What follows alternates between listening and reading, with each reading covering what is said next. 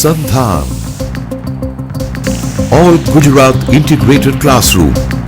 સેટેલાઇટના માધ્યમથી જોડતી કડી એટલે સંધાન.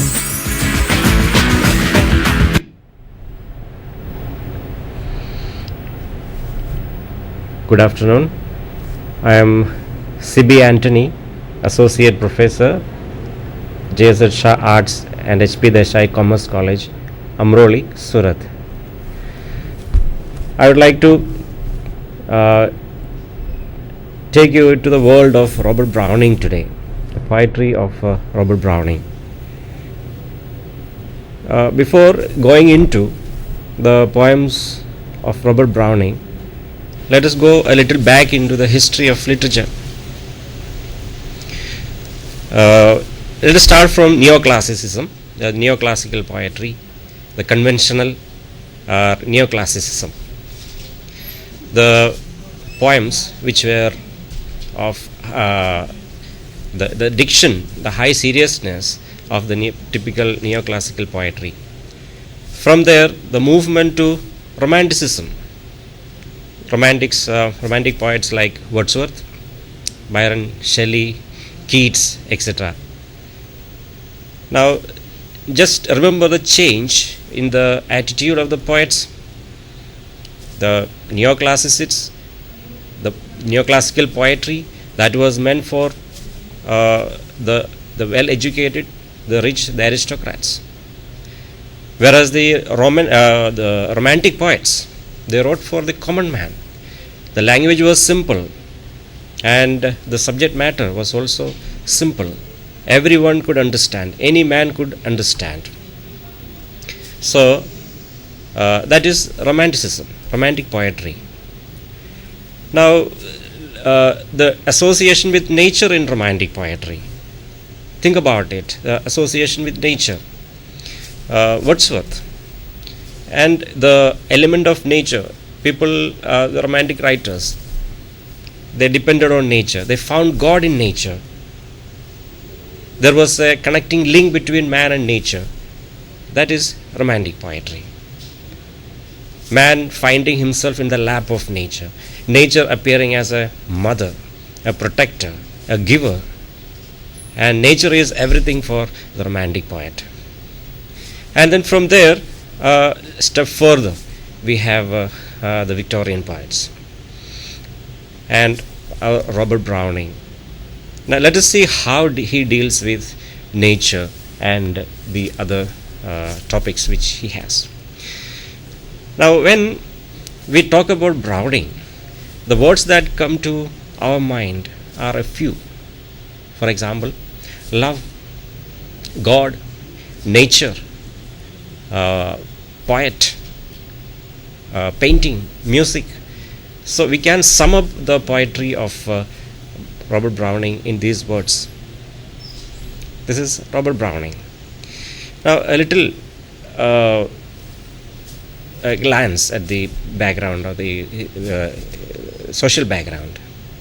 The 19th century England, the Industrial Revolution and the aftermath of the Industrial Revolution, the changes in society, the changes in literature, the changes in the vision, the attitude and the moral decline.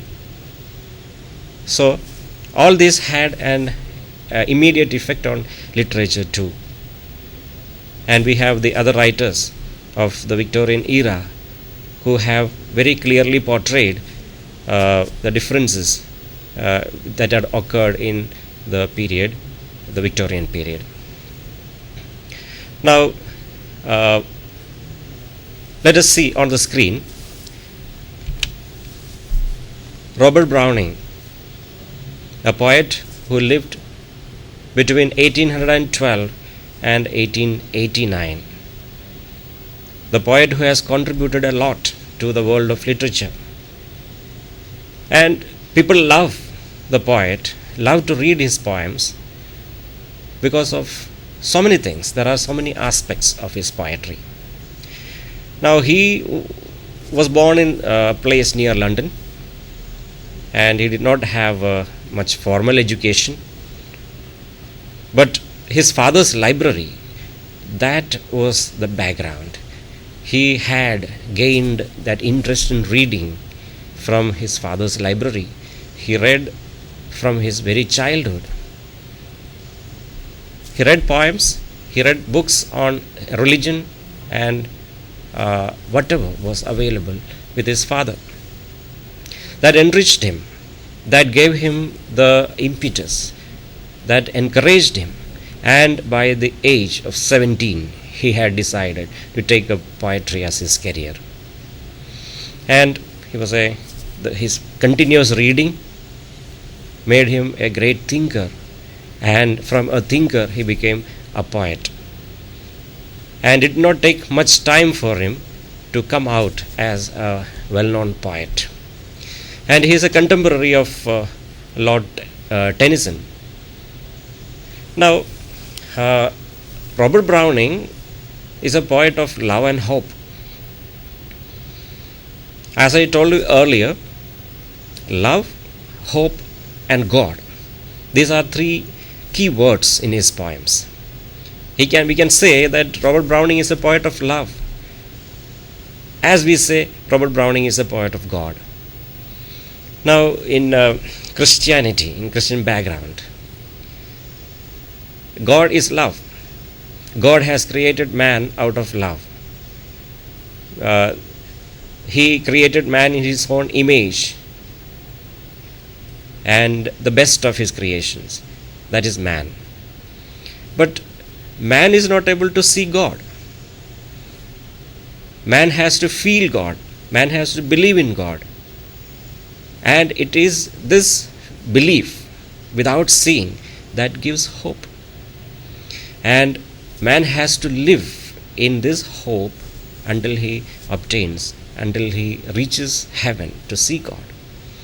Now, this is quite interesting. How man has to live with hope. Hope is something that gives meaning to life. Man has to live with hope. And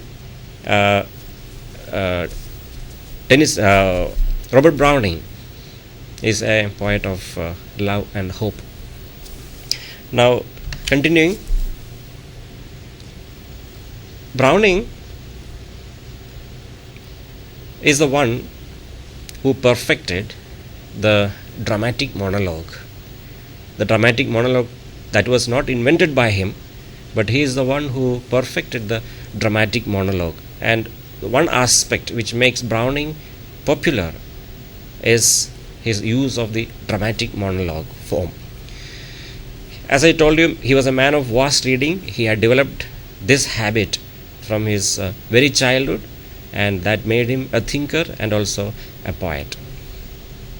Another significant aspect of Browning's poetry is that he is a poet of man.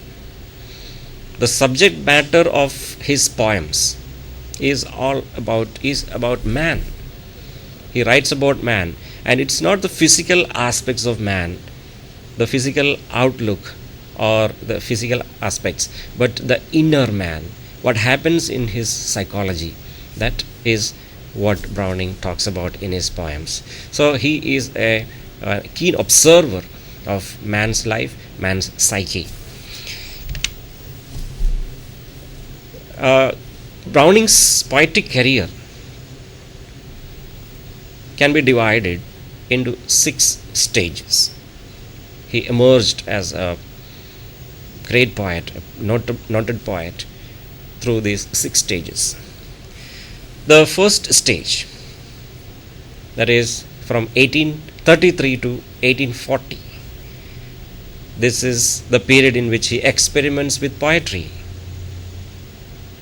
And he tried poetry and he thought of writing poems in various ways.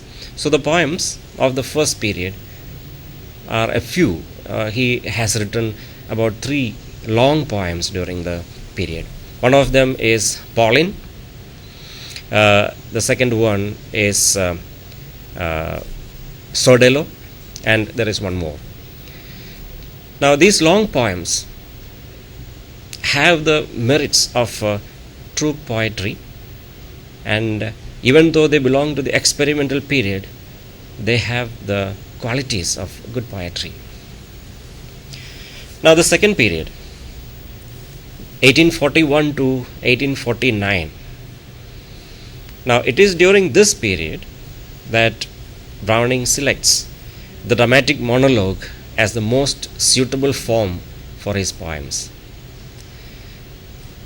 He is basically an observer of man. Browning is an observer of man, and he observes what happens to the man, the psyche of the man. He selects characters from various life situations and studies them, and when we read his poems we understand how he peeps into or creeps into the lives of these characters and tries to understand, tries to grasp the working of his mind. So he found that in order to study the psychology of man, the best form would be the dramatic monologue. And he is not the one who has invented, but he perfected the dramatic monologue. Now see on the screen the next stage, the third stage, that is from 1850 to 1869. This is called the Italian period, and it is during this period that he came out with the best of his poems, the Italian period. Now, as a poet of nature, as a poet of love, as a poet of God, as a poet of hope, it is during this period that he gives to the world of literature the best of his work. He finds beauty in nature, he enjoys, and he describes the Italian background, the real beauty of the Italian landscape. He has been a traveler. He used to travel around. He has seen a number of places in the world, and he portrays them in his poems. Now basically the background we have in most of his poems is the Italian background, and therefore we call it the Italian period. The next stage is from 1870 to 1880. Here we find a change in the poet. He declines as a poet. Something happens. Now in the previous period there was a perfect balance of intellect, of vision, and of creativity. Now during this period, that is from 1870 to 1880, there we find the poet's intellect dominates over the other factors. So the artistic elements of poetry, they are kept aside, and the intellectual aspect begins to dominate. And as a result, his poems reduced to be poems. They were only ideas. They were only what he had, his thoughts. And it continued in the next stage also, that is from 1881 to 1887. The same attitude that continues. He becomes more of an intellectual, more of a debater. He debates, and the poetic elements, they disappear from his poems. So the characters in his poems during this period, they become mouthpieces of Robert Browning, and they spoke what he thought. And the last period, that is from 1888 to 1889, we find a coming back, a reawakening. Though it is only for a year, just 1 year, he comes back to the real Robert Browning, the real poet. He exhibits the poetic qualities once again. He mixes the thoughts, his philosophy, with the artistic elements. So this period is known as the Swan Song, and he wrote a beautiful poem during this period, which let us know that he returned to the real self as a poet. Now on the screen, Browning's concept of nature. What was Wordsworth's idea of nature? The Romantic writers, they depended on nature. They turned to nature for everything. Nature was everything for the Romantics. When they had problems in their lives, when disappointments overpowered them, when life seemed to be hopeless, the Romanticists would turn to nature and they would find solace, they would find comfort in nature. That's why Wordsworth sings, when the fretful fever unprofitable and the fever of the world have hung upon the beatings of my heart, how often have I turned to thee, O sylvan Wye, thou wanderer through the woods. That was Wordsworth. Wordsworth. Now, for the Romanticists, nature was that. They found God in nature, the God who protects, the God who consoles, the God who loves. That is what the Romanticists found in nature. Now, coming to Browning, belonging to the Victorian period, changes occurred in society, changes occurred in literature, changes occurred in politics. The industrialization and urbanization, moral decline, and increasing crimes changed the entire picture of England during the period of Robert Browning. Now, even though these political changes had less impact on Browning's beliefs, Browning's philosophy, there is a slight difference in the attitude or the approach to nature. Wordsworth believed that a common spirit breathed through nature and man. There is no difference between man and nature. There was a sympathetic union between man and nature. But for Browning, it was not so. He believed that there was no common spirit in nature and man. Nature is a separate entity. Nature is separate. Nature is different. Man is different. And nature is part of man's background. So nature happens to be man's background in Browning's poems. Whereas for Wordsworth, nature was everything. There was no difference between nature and man. Man was nature, nature was man, and the union. But here, nature becomes man's background. Now, Browning seems to say that there is no sympathy between man and nature. The sympathetic union, that is not always there. Sometimes nature becomes destructive. Nature can take a different turn. Nature can be hostile to man. So, the Wordsworthian concept of nature changes slightly when we come to the poetry of Robert Browning.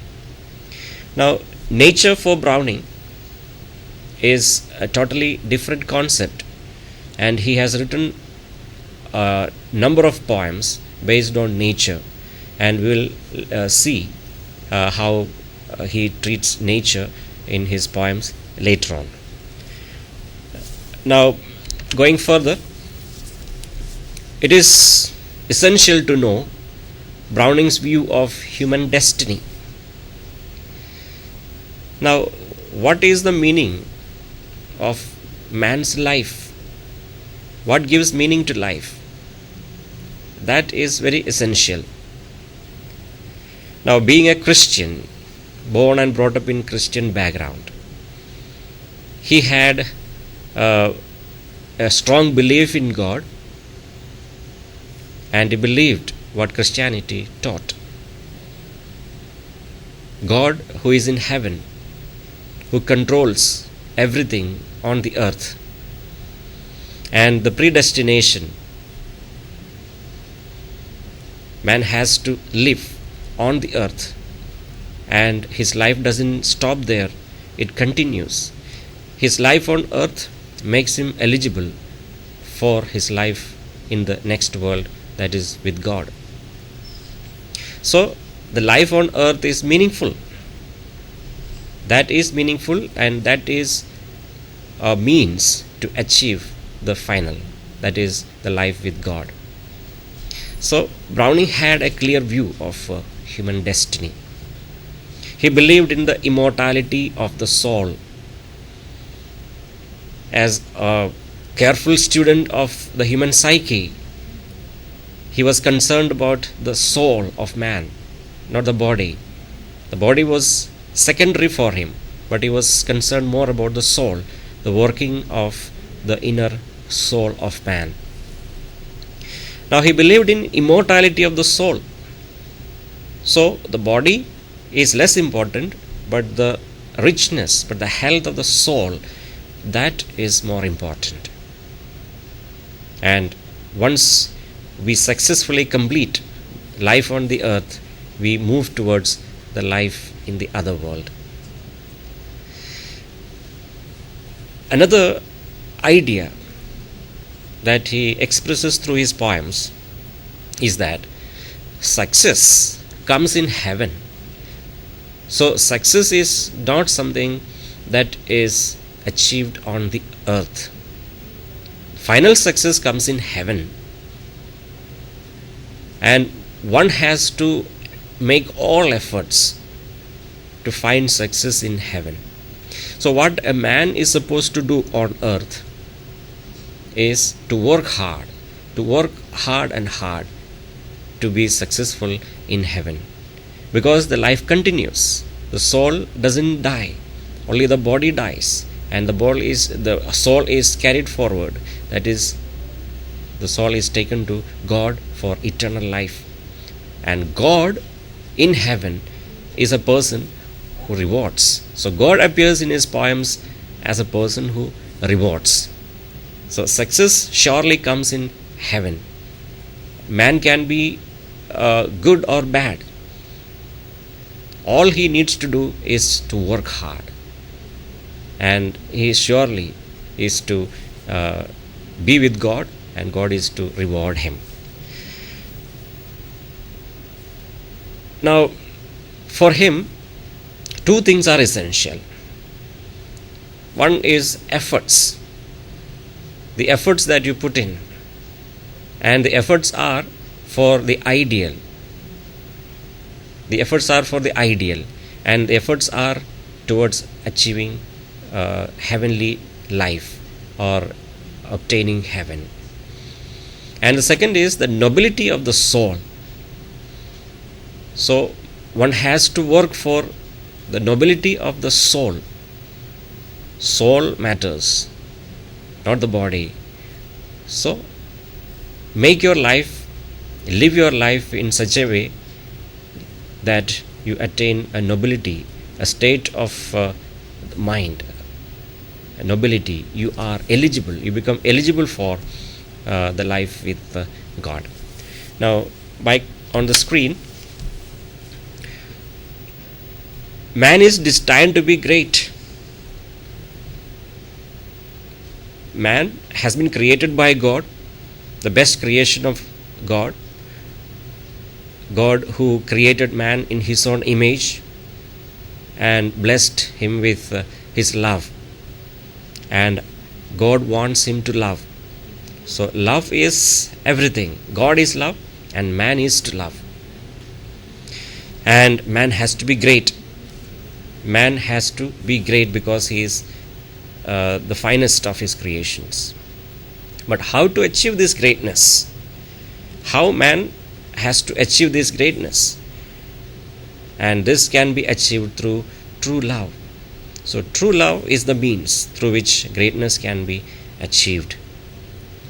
Now, true love, it is interesting to notice in his poems that man-woman relationship, the love between a man and a woman, it is not necessary that the man should love the woman and the woman should love him back. It is only necessary that if a man loves a woman, he has to love her with all his heart. And similarly, if a woman loves a man, she has to love with all her heart, and it should be pure love, it should be true love. And we find in most of his poems the love the man has for the woman does not succeed. So failures in love and disappointments of love, they occur again and again in his poems. And Robert Browning noticed, and he went into the psychology. He, being a keen observer, describes the aspects, the working of the human psyche when love fails. So greatness is achieved through true love. Even if it is love, a man has to work hard. He has to do his best for obtaining the heart of his beloved. And another important thing, what Browning considered vices are low aims, cowardice, and despair. So even in man-woman relationship, if one kept low aims, and if one did not show valor, courage, and if one is shrouded by despair, it becomes something ignoble. So low aims, cowardice, and despair are vices according to Robert Browning. Continuing, Robert Browning's poems very clearly expresses his view of art, what he thought of art. Now he seems to say that art is a means for self-expression. An artist has a quest for expression. He wants to show the world what he is, what he has in his mind. And art is a means for self-expression. Man has the desire to express himself, and art serves the purpose to express himself in the best possible manner. But an artist, who is the good artist? Not merely a craftsman. If you have the technical skills, that doesn't make you a good artist. A good artist needs to have a soul. That's the first requirement. A good artist should have a soul, a feeling soul, an understanding soul. And he should also have an insight and an inner illumination. So when all these things come together, a person becomes an artist. So first and foremost, he should have soul, and he should have an insight, and along with insight, he should have an inner illumination. And it is this inner illumination that makes him a good writer. So he can enrich the entire world through the words. So along with craftsmanship, art needs soul, insight, and inner illumination. Going further, the artist's life is an expression of the history of mankind. This is what we understand from Browning's poetry. Browning seems to say the artist's life, his own life is an expression of the history of mankind. History wants to be expressed, and it is an expression of the ideal. Similarly, the artist's life is also an expression of the history of mankind.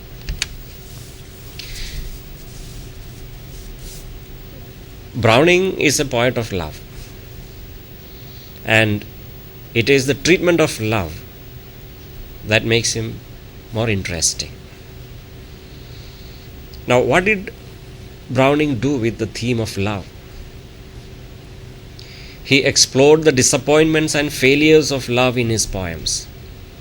Now, Browning had a happy life. He was happy with his wife. His married life was a success. There was no problem between Elizabeth and Robert Browning.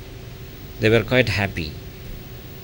But when he turned to poetry, he showed more interest in exploring the disappointments and failures of the love relationships,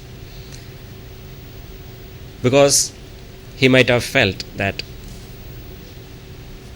it is the psyche of the disappointed lovers that would be worth explaining in words through poetry. Now, love is such a feeling which is a combination of happiness and sorrow. This is a common fact. It's a general fact that love has two sides. It brings happiness, and it also gives some moments of sorrow.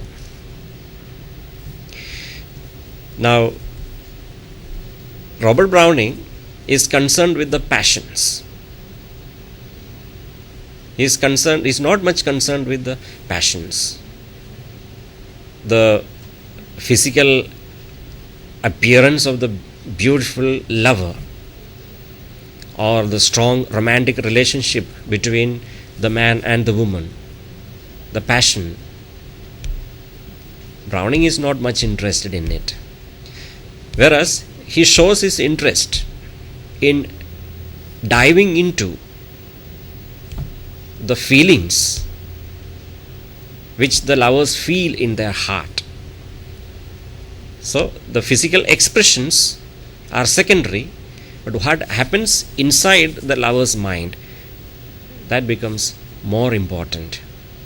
And he is exploring the inner world of the lovers, and the way he comes out with their feelings, and the way he selects characters and gives them voice. He gives them voice. That is quite interesting. So, of all the poems, what one feels is that Browning's love poems make him more and more interesting and well-read, a poet who forces the readers to read his poems.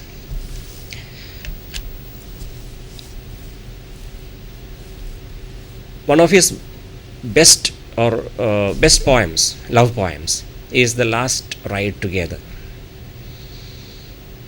There is a man and a woman in the poem. The man loves the woman so much. He expresses his love for his beloved, but she doesn't respond. She is negative. She is not ready to love him.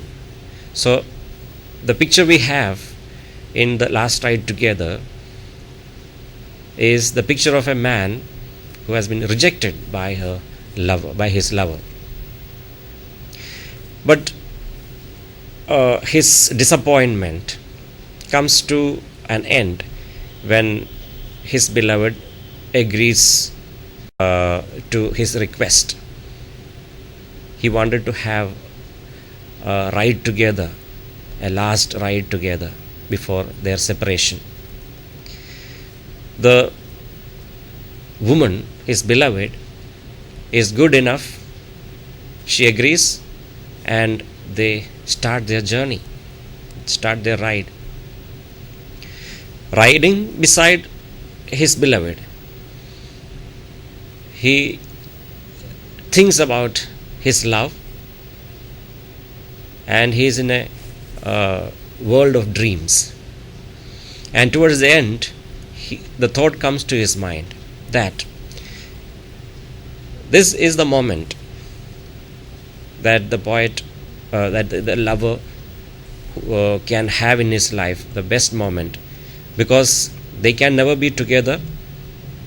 The woman is not ready to accept his love, and this is the best moment they can have, or the poet, the speaker can have, the character can have in his life, because he loves her so much.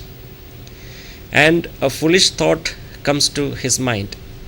If the journey ends, if they die, what will happen? If they die, the journey doesn't end. So this is the highest point where they can be together.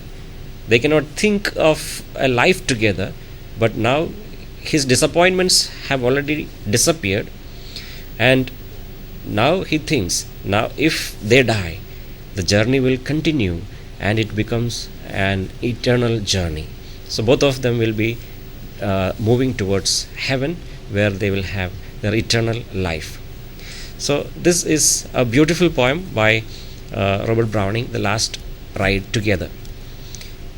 Now, one thing to notice is the love poems of Robert Browning have different characters in different situations. All the lovers are not of the same background. He has picked characters from various backgrounds with various temperaments, and is beautifully presenting their psychological world, their emotions, their feelings, their despair, their anxiety. So all these elements are beautifully described in his love poems. Now, a woman, when a man loves a woman, it can have two effects. A woman's love can have two effects on the man. Either the love can make him a noble man. So a woman's love ennobles a man. Or the other option is, if it doesn't ennoble, it may even cause his ruin. It may enmesh him in sensual slavery. So, analyzing the poems of Robert Browning, the love poems of Robert Browning, we find characters. We find different characters. For example, in one of the poems, By the Fireside, we find the poet who is just growing in age, wants to spend his life thinking about the precious time, the precious moments spent together with his beloved, with his wife, Elizabeth Browning. So that is one aspect. Either love can make man happy, make man noble. Otherwise, it can also destroy his life. And we find such a character, Andrea del Sarto. Andrea is a good artist, is a good painter. He has the skill, the technicalities. Nobody can challenge him. He is that kind of a character. But just against him, he has his wife, Lucrezia, a person who does not understand his feelings. And Andrea becomes a slave to her emotions, and that ruins his his artistic career. The French king's offer could not be completed, he is not able to come out of his miserable conditions. So this is the second effect of love, man-woman relationship. It can either make a man happy, make his life noble, or it can even destroy a man's life. On the screen, his idea of life and conviction of its relation with God appears in his poems. Now, I would like to speak about Browning's belief. He is a God man. Browning is a God man. He doesn't write anything without God. God is a fixed character in all his poems. Because God is the Almighty, God is the Supreme, and He is the All-Powerful, He is the Omniscient. God is the reality, and God is the final aim. So the conviction of God and the need of a perfect relation with God appears in all his poems.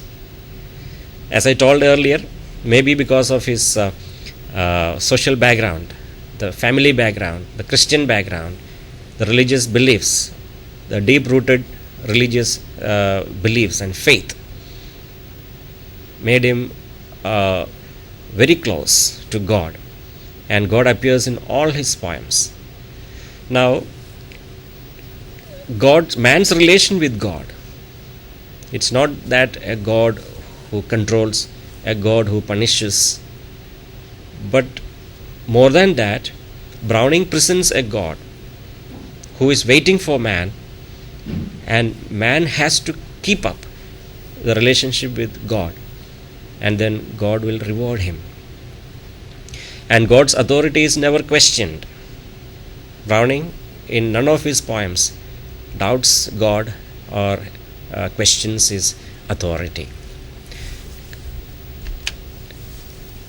Continuing, there are three things: power, knowledge, and love. These three things establish a communion between God and man. Now look at these words. These are terms: power, knowledge, and love. The supreme power is God. The source of knowledge is God. And the source of love is God. And the power, knowledge, and love of God is power, knowledge, and love find their way to the hearts of man. The God's power is shared. God's knowledge is shared. God's love is shared by man. And the soul within the man is nothing but God himself. That's the reason why Robert Browning is quite keen in analyzing the soul of man. So soul is also a key word for Robert Browning. The heart, the inner psyche, which he looks for in his characters, is actually a search for the soul. It is a search for the presence of God, how God works in that man. So when we read his poems, we understand that none of his poems end with a sad note. All the poems where the characters are unhappy, the characters are disillusioned, all the poems end with a note of hope. And why? Because God is the one who lives in the heart. God is powerful. When God is with us, there is nothing to fear. So the power of God, the knowledge of God, and God's love are shared by man, and they have in man's heart. So that's a perfect communion between man and God. And what makes the difference then? What makes the difference? And going back to the history of Adam and Eve, the creation, God created man in his own image and sent him to the Garden of Eden. And there was no difference between man and God. He was created in God's own image, and there was no sin. There was no difference. But it is then that sin entered in the form of Satan, and the sinfulness to which he became a slave made him inferior to God. So even though man fell from the heights, from the status of God, he came down to the earth. God hasn't abandoned him. So God is there in the heart, and the communion, the communication, and the sharing of the divine characters, the godly elements continues. Now let us see on the screen how Browning makes the psychoanalysis of his characters. As I just mentioned a few seconds ago, Browning's primary concern is the soul of man. What happens to the soul? He is least bothered about the physical aspects. And his keen interest in observing the psychology, the inner world of the people around. He did not believe much in subjectivity. He always suggested, always encouraged objectivity. So the working of the heart, the human soul, that was his primary concern. And when he wrote poems, he selected men and women who provided interesting studies in human psychology. Now it's worth noticing the characters in his poems. The men and women selected by Robert Browning, they provide interesting studies in human psychology. We have so many examples to cite. My Last Duchess, for example. We have the Duke, who has a live painting of the Last Duchess on the wall. He takes the envoy to the room where the Duchess painting has been displayed. And the people look at him in astonishment. And then he explains what happened. And just notice the way the Duke hates, his contempt for the Duchess, because she could not understand him. So that is one character. Now another example is Evelyn Hope. Here we have a very different character. A middle-aged man falling in love with a 16-year-old girl. This seems to be ridiculous. And I don't think in the 18th and 19th centuries anyone would encourage such a kind of relationship. The man who wants to be with the 16-year-old girl, he knows very well that their union is impossible. They cannot be together.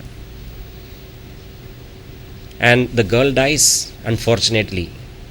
And when he sits near the dead body, he keeps up the hope that God, who is good, will grant his wish, and in heaven, the other world, they would live together.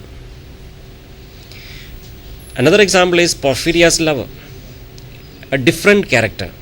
Here we have a lover, Porphyria's lover, who is very happy, who is at the peak of happiness when Porphyria approaches him and shares her love, and that is the happiest moment in his life, and he doesn't want to lose that moment, and in order to keep that love forever, he kills her. And then Robert Browning says, when he kills her, God doesn't say a word. So he deliberately writes these lines. God doesn't say a word. That means, why should God be angry? Has he done something wrong? He killed his beloved because he did not want to see a decline in the love. Then the last ride together. Another example. The lover who knew that his love is never going to be successful takes up the journey, and how he wishes to continue the journey eternally. Another example is Andrea del Sarto, how he became a slave, how he could not succeed. Another aspect, another figure, totally different. And another example is a grammarian's funeral. A grammarian is dead. He lived a good life. He was not much interested in the pleasures of the world because he knew that there is a life after that. His life would be completed in the other world. So he was preparing himself for the life in the other world.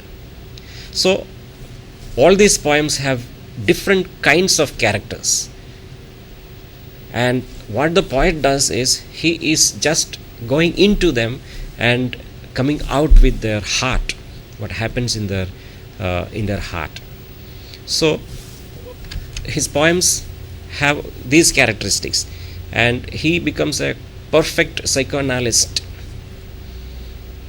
And finally he brings out so beautifully, he comes to the same end. After analyzing all these characters, he comes to the same end, that is the nobility of the soul, the making of the soul, how the soul is made. So all these characters, all these situations come to one particular point, that of the soul.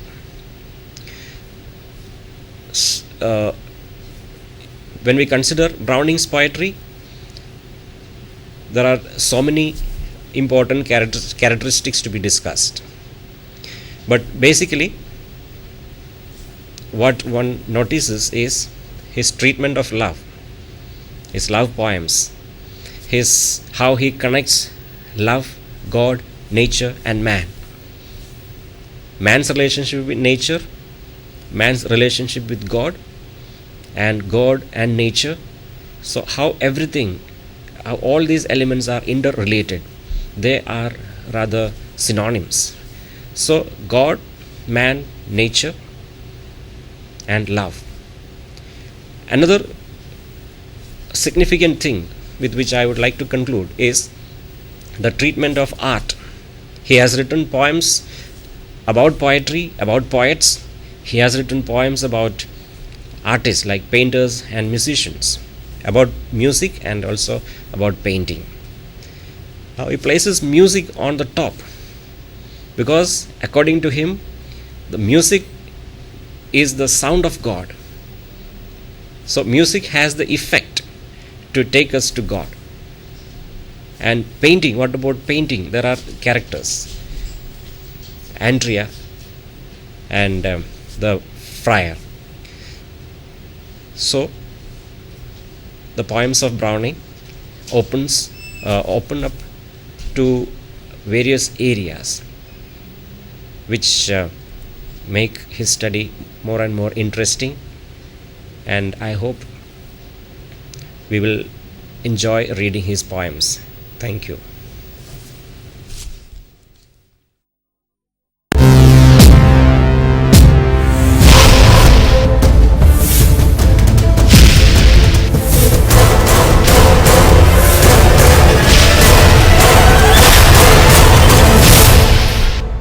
Sandhan. All Gujarat Integrated Classroom. સેટેલાઇટના માધ્યમથી જોડતી કડી એટલે સંધાન.